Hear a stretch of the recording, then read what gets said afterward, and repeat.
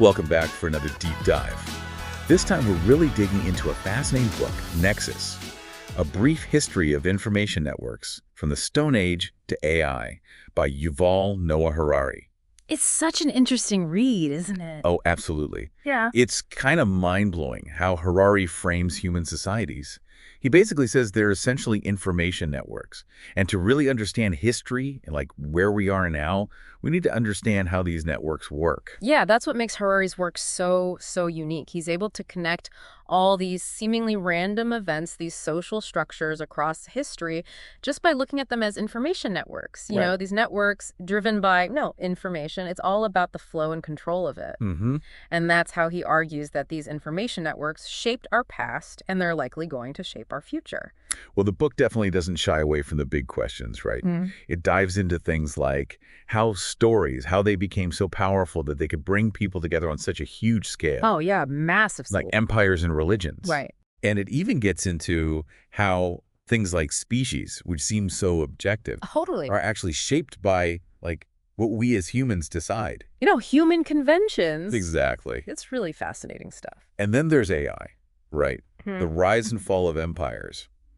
What can that teach us about the potential dangers of AI? Oh, for sure. AI is a big one. It's a lot to cover. It is. But it's totally worth it. Absolutely. One of the things that really stood out to me was how the book kind of challenges this common idea we have about information. Oh, yeah, the idea that information just reflects what's real. Yeah, like a mirror. But Harari argues that information is actually much more about connecting things. Creating new realities, you could say. Yes. It's about creating those links between things that, well, that seem completely unrelated. That's the most compelling part, I think. It's not just about what is, it's about creating connections that change how we see the world and how we act in it. Absolutely. It's like, it's not about the mirror, it's about the glue. It's the glue. Yeah, the glue that holds everything together. I like that. So, it makes you think about information in a totally new way. It really does. So think about the Bible, right? Its power, it doesn't come from like perfectly reflecting reality. Right. It's about connecting billions of people across, centuries and continents through these shared stories, these shared beliefs. It's a perfect example of how information, in this case, these religious narratives, they actually form a network. A network that shapes how people act and what they believe. Exactly. That makes a lot of sense. Right. It's not about whether the stories are literally true. It's about the feeling of community they create. It's about that shared purpose. Right. And Harari really emphasizes this idea that storytelling is like this unique human thing. Oh, yeah, he calls it our secret weapon. The secret weapon of Homo sapiens. Exactly. And it makes sense because these shared stories, these myths and beliefs, they let us cooperate, right? Oh, yeah. It's how we get things done together. In huge numbers. Flexibly, too.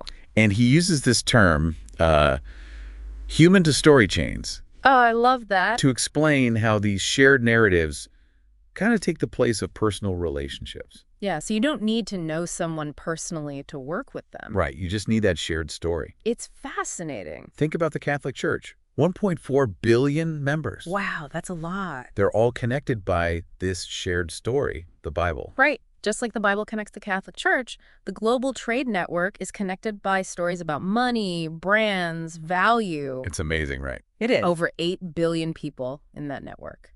And it all works because of these shared stories. They create a common language. That's it, a framework for interacting.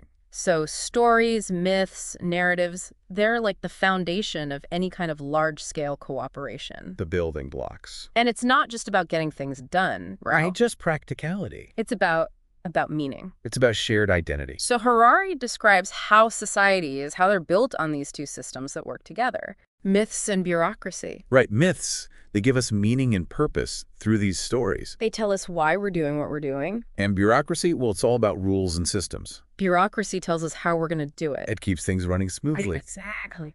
It's interesting, though, how these two things, they seem so different. They are quite different, yeah. But they work together to create these complex human societies. It's like the yin and yang of civilization. He uses the U.S. Constitution as an example. Okay, interesting example. Because it acknowledges that it was written by people. Right. So it's easier to change and adapt than, say, the Ten Commandments. The Ten Commandments, they're supposed to be from God, right? Right. Divine origins. So you can't really argue with them. Not as easily, no. That's such a fascinating point. If we recognize that our social structures are human-made, it Hmm. makes them more flexible, more adaptable. Makes sense. Things change, right? Yeah, and societies need to be able to change too. But even though these information networks, built on myths and bureaucracy, they've allowed human civilization to thrive. They have. Harari's not afraid to point out that there's a potential downside. Hmm. This warning about how information networks, even the most sophisticated ones, they're not perfect. They can be manipulated. Yeah, and they can make mistakes. Oh, for sure. And that's especially relevant today, right? In the age of, well, fake news. All the misinformation we see online. It's everywhere. He uses this really chilling example, the European witch hunts. Oh, wow. That was all fueled by a network of misinformation, right? About this global satanic conspiracy. And thousands of innocent people, they were persecuted and killed because of this false information. That's horrifying. It was spread through the social networks of the time. Back then, they didn't have Twitter. Right, but they had their own ways of spreading information. Word of mouth pamphlets. And it shows how powerful information can be. It's a double-edged sword, right? Absolutely. It can be used for good or for evil. And it's a reminder that we need to be critical thinkers. Oh, yeah, especially now. We can't just believe everything we see and hear. Right. We need to be media literate, know how to evaluate information. It's more important than ever. Absolutely. The witch hunts, they're like this powerful example A warning from history. about how information networks, even when people trust each other, Like in a village. can be used to spread fear and prejudice. Fear and prejudice can lead to violence? It's a sobering thought. And it doesn't matter if the information is true or not. The structure of the network matters. It's how the information spreads, the impact it has. Whether it's whispers in a village or algorithms on social media. This leads us to another really important question that Harari raises. The question of truth and order. Yeah, that tension. Societies have been struggling with this forever. How to pursue truth without sacrificing order and stability. It's a tough balancing act. Because we need to be open to new information, right? We need to allow for dissent and debate. But if information flows too freely, well, it can create chaos, And instability. maybe even violence. It's a delicate balance. Think about scientific institutions. Okay. They have these mechanisms like peer review, That's designed to make sure the information is good, valid. reliable. But sometimes those same institutions, they can become resistant to change, They cling to old ideas. even when there's evidence that those ideas are wrong. Yeah, it's like a paradox. The systems that are supposed to uphold truth can sometimes get in the way of truth. It's the structure of the network again. It allows for the spread of knowledge, But it can also be used to control knowledge. to limit it It's something we see all the time, right? in scientific research. In politics. Everywhere. This tension between openness and control, it's been with us forever. And it's shaping how we deal with information today. For sure. And this tension, this becomes even more pronounced when we think about democracy. Democracy depends on informed citizens. And Harari, he traces the history of democracy From those early city-states. to how it became a global phenomenon. With the rise of mass media. It's amazing how technologies like newspapers and radio, they changed everything. Yeah, they created these large-scale public conversations. That was crucial for democracy. People could participate in the process. But now, with all the new technologies, AI especially, Harari raises some concerns about the potential threats to democracy. Threats. Because these days, algorithms, they play such a big role in shaping the information we see. It's how we understand the world. And it can be hard to regulate these algorithms, right? They're kind of like a black box. We don't know how they're making decisions about what information to show us. And what information to hide from us. And that lack of transparency, that's a problem for democracy. It could lead to bias. Manipulation. People could be manipulated without even realizing it. And then there are these manipulative bots, Bots. these AI-powered agents that can spread disinformation. Fake news, basically. And they can undermine trust in our institutions. In democracy itself. They can create this illusion of grassroots support. For certain ideas, for certain candidates. It's like this digital arms race. The people who want to manipulate public opinion, they're getting more sophisticated. They're using AI.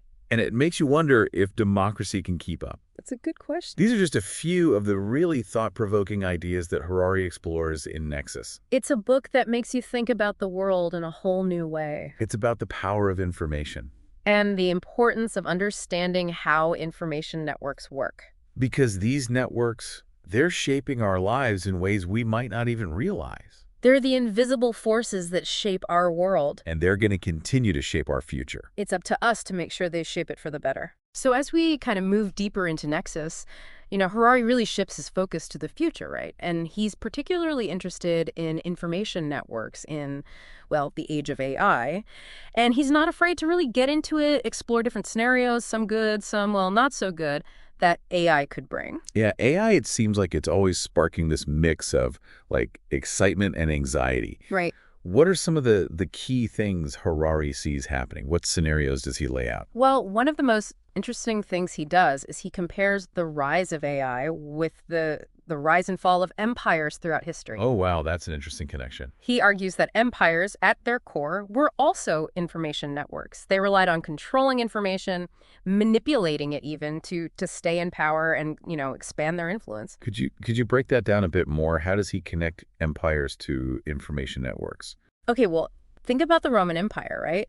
They had this incredible road system, a postal service to communicate, and like this sophisticated bureaucracy to keep records, manage everything, all these things. They were part of this giant information network. It allowed them to control this huge territory. With so many different people. It's fascinating. So is Harari saying that AI could lead to like new types of empires? He's definitely suggesting it. Digital empires, maybe? Yeah, empires that control things not through armies and physical force, but through information. Wow. Through algorithms. That's kind of a scary thought. It is a bit unsettling, yeah. Imagine a world where a few powerful companies or governments, they control all the important AI tech. The data that's used to train it. Right. And the Yeah. infrastructure to use it on a global scale. It could completely reshape the world as we know it. Yeah. But Harari also talks about how AI could empower people, Yeah. right? It's not all doom and gloom. Oh, absolutely. He recognizes the potential benefits, definitely. Like what kinds of things? Well, for example, AI could give more people access to information, to education, to resources. Imagine personalized education tailored to, how each person learns best. That'd be amazing. Or healthcare systems driven by AI that can, diagnose and treat diseases more accurately. And tools that help people be more creative, more innovative. Exactly. So it really is this double-edged sword, like most new technologies. I think that's a good way to put it.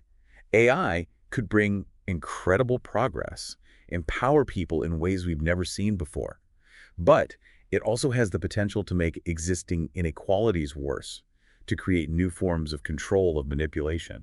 You're exactly right, and that's why Harari keeps coming back to this idea of human choices, ethical considerations, It's not just about the technology itself, it's about how we decide to use it. It's about the values that are built into these systems. The safeguards we put in place. To make sure AI is actually serving humanity, everyone, not just a select few. That's the key. And that really ties back into his main theme, right? This idea of information as power. Throughout history, information has been used as a weapon, To control people. And that's only going to become more intense in the age of AI. No, absolutely. He talks about propaganda, how it's been used for centuries to shape public opinion, to start wars, to justify terrible things. And he warns us AI could make propaganda even more powerful, even more widespread. Because of things like deepfakes, right? Those hyper-realistic fake videos and audio. And algorithms that can target individuals with messages designed just for them. It's getting harder and harder to tell what's real and what's not. How do we even navigate that kind of world? A world where information is so easily manipulated, so easily weaponized? Well, Harari talks about developing information hygiene habits. Information hygiene. Okay, that's interesting. Like we have good hygiene habits for our bodies, we need good hygiene habits for our minds. We need to be more careful about the information we consume, more skeptical, more proactive about finding reliable sources. So what would that look like in practice? Well, for one thing, being aware of where information comes from, checking different perspectives, and being really cautious about information that's designed to make you emotional, to trigger those knee-jerk reactions. So it's about developing this healthy skepticism? Questioning your assumptions. Not just accepting everything at face value. Exactly. But it's not just about individuals, right? Institutions have a role to play, too. Definitely. Harari argues that we need strong regulations for AI, regulations that focus on transparency, accountability, and ethics. Hmm. We need to make sure that AI systems are being developed responsibly, Responsibly and in a way that benefits everyone. What's the goal? But that's a huge challenge. It is a challenge. Technology is advancing so quickly. It is. But Harari also talks about the importance of human connection as a kind of antidote to the potential isolation of the digital world, right? Absolutely. He reminds us that even with all this technology, face-to-face interactions are still crucial. Real human connection. Strong communities. It's about finding that balance, Yeah. right? Between harnessing the power of technology and nurturing those human connections that give our lives meaning. Technology should be a tool to help us, not something that isolates us. Or dehumanizes us. And Harari even suggests that AI, if it's developed the right way, it could actually help us connect with each other. Oh, really? Imagine AI tools that help us find people who share our values, our interests, tools that bridge cultures that help us understand each other better. So AI could actually bring people together It's possible. instead of creating these echo chambers. Right. But it all comes back to the choices we make, the values we prioritize. The safeguards we put in place. We have the power to shape AI, to steer it in a direction that benefits everyone. We're not just passengers on this train. We can be the conductors. But Harari doesn't shy away from the potential problems either, right? He acknowledges that AI could make existing inequalities worse, create new forms of discrimination, concentrate power in the hands of a few. He's especially worried about the potential for AI to be used for surveillance and control, especially by governments that don't have our best interests at heart. Imagine a world where every move you make, every word you say, every online interaction is being tracked and analyzed by AI. It sounds like a dystopian nightmare. It does, doesn't it? But Harari says it's a real possibility, something we need to be actively working to prevent. So how do we balance these risks with the potential benefits of AI, the innovation, the progress? It's a tough question. Harari argues that we need to have these tough conversations, about the ethics of AI, the risks and the benefits. We need strong ethical frameworks and robust regulations to make sure that AI is used responsibly. And that its development is guided by human values, not just profit or power. That's the key. It's a reminder that technological advancement, it can't come at the cost of human rights, privacy, and freedom. Our humanity has to come first. As we get to the final part of Nexus, there's one thing that really stuck with me. It's how Harari explores this whole relationship between AI and, consciousness. It's something we've always been fascinated by, right? Like, science fiction is full of it. Sentient machines, AI that becomes smarter than humans, even, merging human and machine consciousness. Yeah, it's such a fascinating topic, and it's incredibly complex. Harari, he kind of approaches it with this mix of curiosity and caution, He recognizes that we don't even fully understand consciousness in humans yet. Right. So trying to define it, let alone recreate it artificially, that's a huge challenge scientifically, philosophically. I mean, it's one of the biggest ones out there. So it sounds like it's pretty much impossible to predict if or how AI might develop consciousness. It's like we're going into this unknown territory, dealing with these questions about what it even means to be human. Exactly. To be aware, to experience the world, subjectively. We don't have those answers yet. And Harari doesn't claim to have them either, right? No, not at all. But what he does is he presents all these intriguing possibilities. He looks at the development of AI systems like AlphaGo. AlphaGo, yeah. The program that beat the world champion Go player. That's the one. That was a huge deal. It showed how machines can learn and strategize at this level that we thought was uniquely human. It was a major milestone. But what does AlphaGo have to do with consciousness? Well, Harari points out that, AlphaGo, after analyzing millions of games, it started making these moves that no human had ever thought of before. Interesting. And at first, these moves, they seemed weird, even illogical. But they worked. They led to victory. So it raises this question, could AI develop these completely different ways of thinking, of understanding the world, ways that we might not even be able to grasp? That's a bit mind-blowing to think that we might be on the verge of encountering these forms of intelligence that operate on completely different principles than we do. It's exciting. A little scary. Yeah, maybe a little. It makes you question what intelligence really is, what consciousness is, What are the limits of our own understanding? What if AI, because it doesn't have the same evolutionary baggage that we do, those biases, What if it can see things, understand things in a way that we can't even imagine? What if it can solve problems we thought were unsolvable? Exactly. And maybe even challenge our most basic ideas about ourselves, Yeah. about our place in the universe. It's incredible to think about. But Harari doesn't just stop at AI developing its own kind of consciousness. He also talks about AI enhancing human consciousness, like blurring the lines between us and technology. Right. He gets into brain-computer interfaces and all these other technologies that could, like, merge human and artificial intelligence. It's a field that's moving so fast, and it really forces us to think about the self, about identity, about what makes us human. Exactly. Imagine a future where we can integrate AI into our minds, enhance our memories, expand our senses, even share thoughts and experiences directly with other people through neural networks. The possibilities are incredible.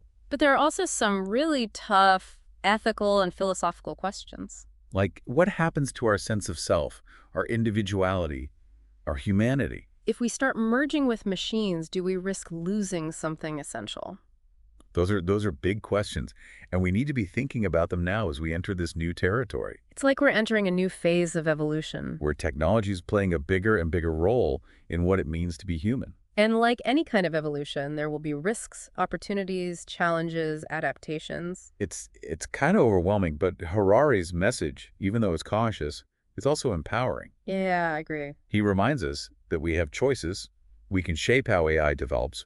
We don't have to just sit back and watch it happen. We can be active participants in creating the future we want. That's such an important point. So, after this deep dive into Nexus, the big takeaway for me is that this AI revolution, it's not just about technology. It's about philosophy, too. It's making us ask these fundamental questions about intelligence, about consciousness, about the future of humanity. It's making us rethink our assumptions, redefine our limits. And it's forcing us to have this really important conversation about the kind of future we want. It's a conversation we all need to be a part of. Absolutely.